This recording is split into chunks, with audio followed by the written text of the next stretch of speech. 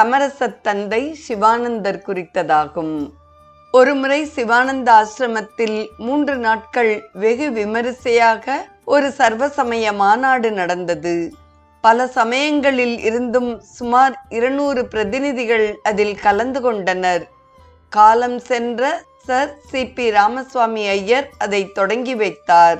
வேற்றுமையில் ஒற்றுமையை அம்மாநாடு வலியுறுத்தியது. அதில் குருதேவர் அனைத்து மத ஆச்சாரியர்களையும் பாராட்டும் வகையில் ஒரு ஆங்கில பாடலை பாடி சர்வசமய சமரசத்தை மிக அழகாக வலியுறுத்தினார். குருதேவர் எல்லா சமயங்களையும் ஒன்று போல நேசித்தார். ஹிந்து, முஸ்லிம், கிறிஸ்தவர், சீக்கியர், யூதர், பார்சி போன்ற பல சமய பக்தர்களும் அவரிடம் ஒரே விதமான அன்பை பெற்றனர். ஆசிரமத்தின் ஆரம்ப நாட்களில் சில ஆசிரமவாசிகளிடையே ஒற்றுமை மனோபாவம் நிலவுவதை குருதேவர் கண்டார்.